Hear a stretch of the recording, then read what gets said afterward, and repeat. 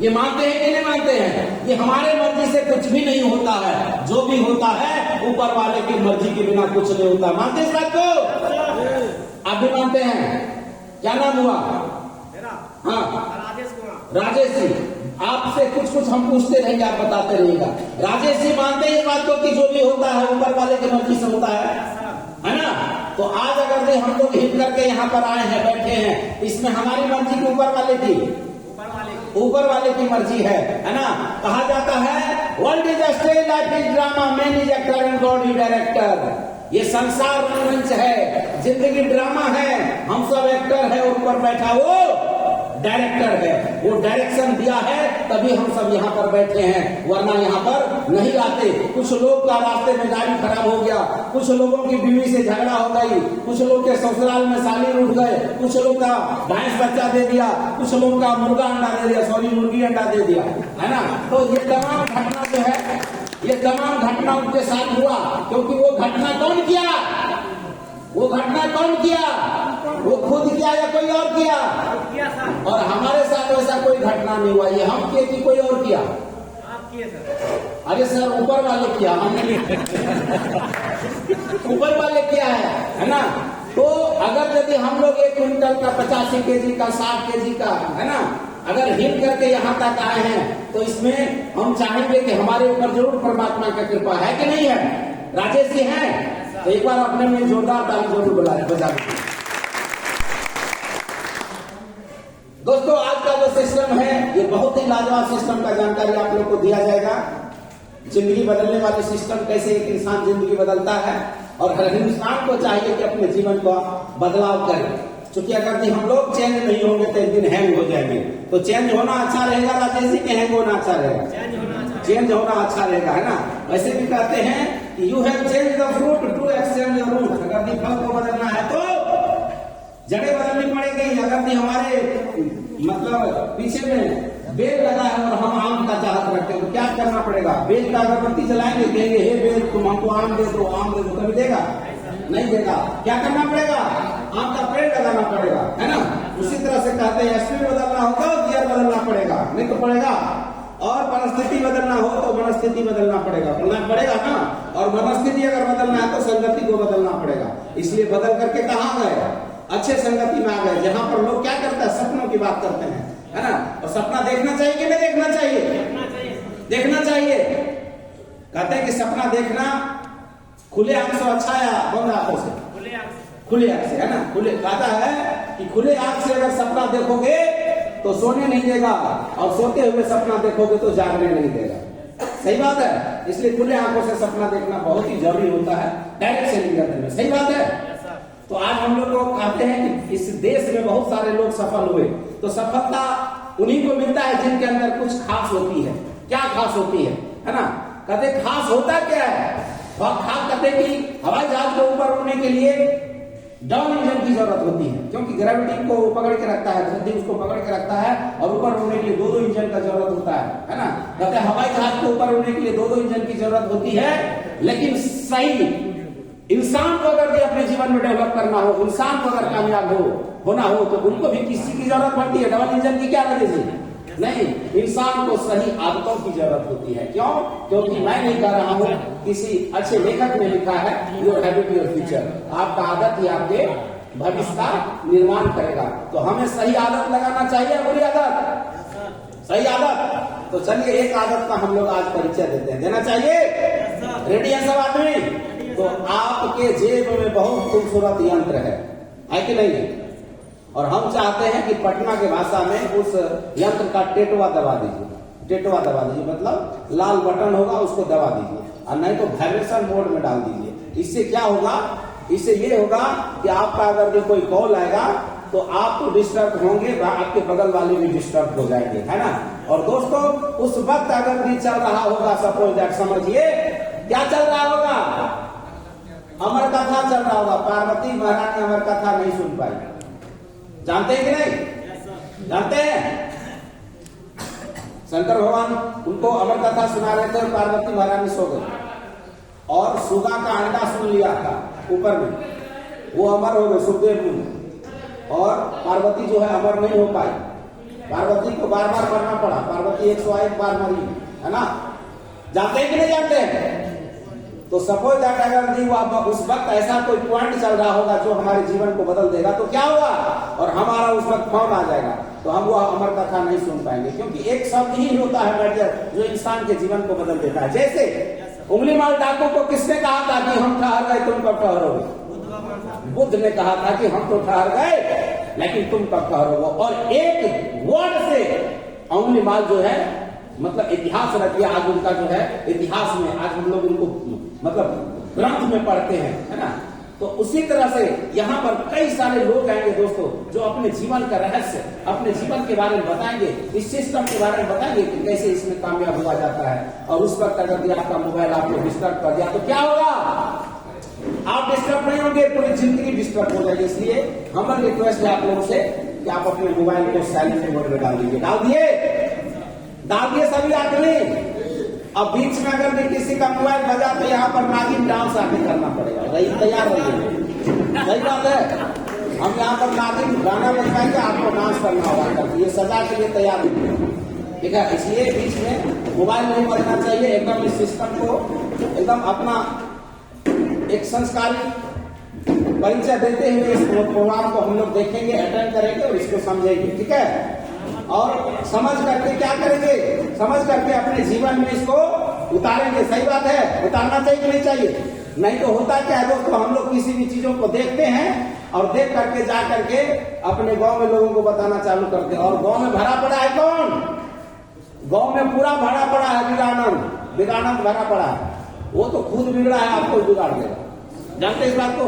विवेकानंद के बारे में जानते हैं आप लोग? राजेश जी विवेकानंद के बारे में जानते हैं? विवेकानंद एक व्यक्ति था, उसके बारे में कुछ पता है आपको? नहीं पता? ऐसा पता है सर आपको विवेकानंद के बारे में कुछ पता है? नहीं पता, किसी को पता?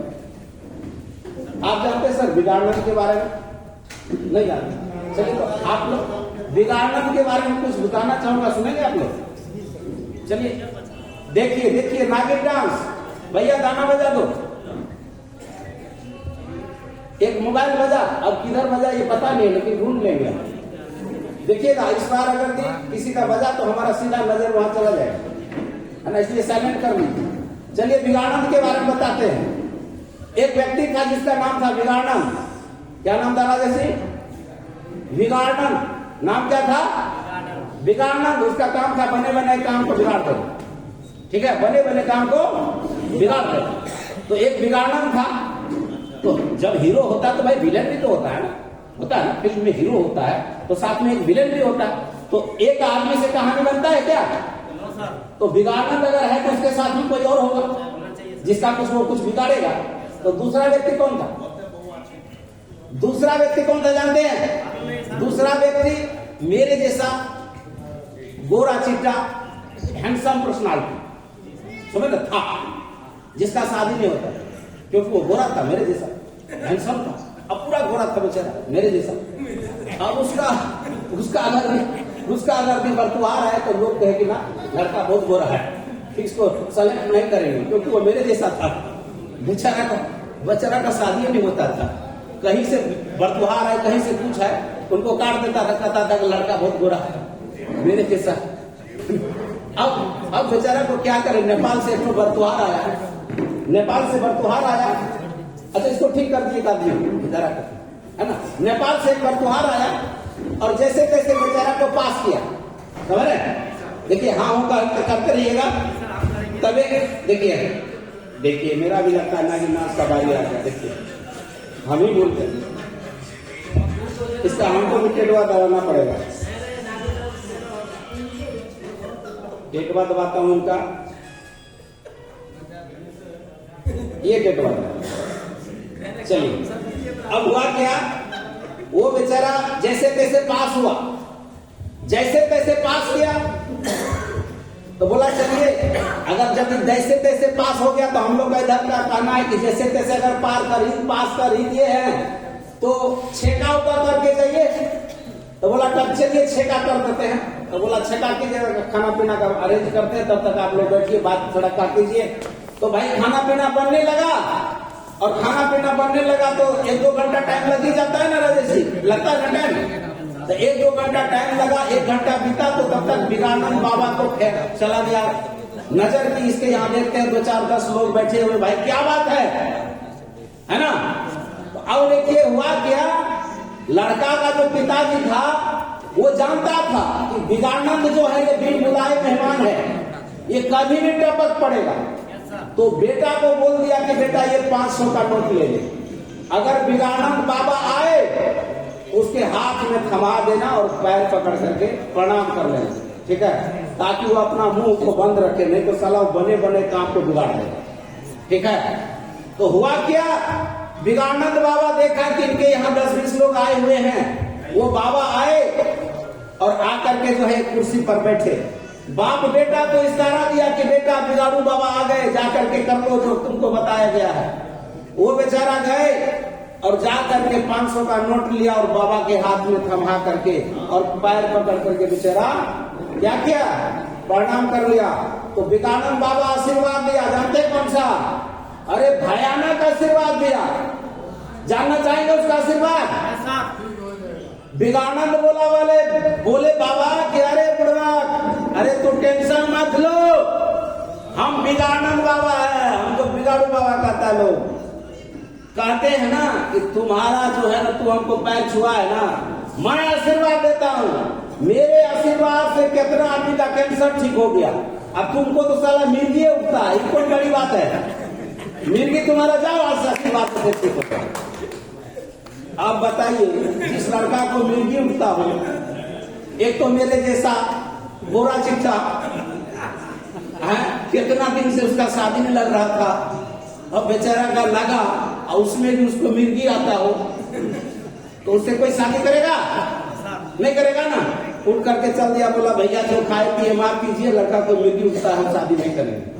वो चले गए। बिगानंद बाबा जिंदगी भर इसी तरह से काम करता रहा। लास्ट समय आया बिगानंद का, बोला चलिए बेटा को बोला पूरे गांव को बुलाओ, पूरे गांव को बुला करके थोड़ा सा हम कुछ कहना चाहते हैं, लास्ट बार हमारा अंतिम का टाइम है। वो मुखिया सरपंच को, जिसको जीवन में कुछ नहीं बिगाड़ पाए थे, सोचे मरते मरते इनको कुछ ना कुछ लपेट के चले जाए। मुखिया सरपंच जितने भी व्यक्ति थे, गणमान्य व्यक्ति थे, जिनका वो कुछ नहीं बिगाड़ पाए थे, उन लोगों को बुलाया, बोला कि देखिए मेरा आखिरी इच्छा है, हम जीवन भर बुरा काम किए, ठीक है, लेकिन एक लास्ट मेरा इच्छा है कि आप लोग अगर पूर्ति कर दीजिएगा तो बहुत अच्छा रहेगा। बोला क्या इच्छा है? बोला जब हम मर जाएंगे ना तो मेरे मुंह में एक छोटा सा इतना बड़ा बांस डाल दीजिएगा, ताकि बुरा कर्म का बुरा नतीजा दुनिया को संदेश जाएगा कि देखिए बिगानंद जीवन भर बुरा काम किया, तो देखो उसको मुंह में खुटा गाड़ा गया, ठीक है। अरे मर तो हम जेबे करेंगे, ठीक ना। बोला ये काम मेरा कर दीजिएगा आप लोग, नहीं तो मेरा प्राण नहीं छूटेगा। बोला जाओ तो मरिए जाएगा, तो काम करने में कौन बड़ी बात है। सब जितना मुखिया सरपंच थे, जितने गणमान्य व्यक्ति थे, सब उसको जवाब दे दिए, ठीक है। उस 4 दिन के बाद बिगानंद का मौत हुआ, सब आदमी आए और उसके मुंह में जो बेचारा इतना बड़ा खुट्टा डाल दिया और उसको ले जाकर के बोला हमारे साथ सब आदमी जाइएगा, सबको पहले बोल दिया था और बेचारा जाने लगे, ठीक है। तब तक जो है क्या हुआ था कि अगल बगल में किसी के ऊपर केस था, है ना। डीएम साहब आए थे सुपौल से, पूरा 1 दर्जन फौज लेकर के, वो देखा कि एक लाश जा रहा बगल से, जिसके मुंह में फुट्टा गाड़ा हुआ। बोला अरे ये कितना ढीठ है, ये लोग देखो तो एक लाश को सामने से ले जा रहा, मुंह में फुट्टा डाल करके मार दिया, सबको गिरफ्तार करो। तो जितना आदमी था सबको गिरफ्तार किया और सबको 3 महीना जाकर खिचड़ी खिलाया। उसके बाद बोला बाहर बिगाना, हालांकि जीते जीतो तू सतेवे किया, मरते मरते सबको लपेट लिया।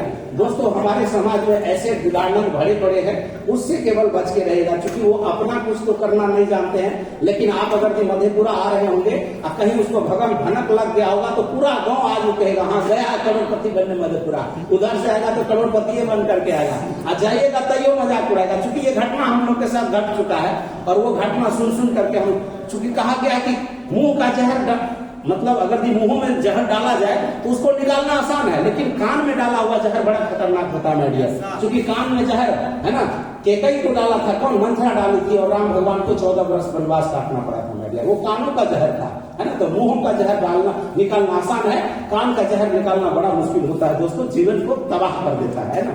तो हम कहेंगे ऐसे विरानंद हमारे समाज में भरे पड़े हैं, उनसे बच करके रहिए। लेकिन मैं कहूंगा कि सपोर्ट करने वाले भी लोग हैं, है ना, सपोर्ट करने वाले भी लोग हैं, उनसे दोस्ती कीजिए, क्योंकि अच्छे लोगों की संगति आपको अच्छी मंजिल दिलाएगी, अच्छे कामयाबी दिलाएगी, है ना। तो कहते हैं कि संगत अगर बदलेंगे तो रंगत को बदलना होगा। सही बात है ना राजेश जी?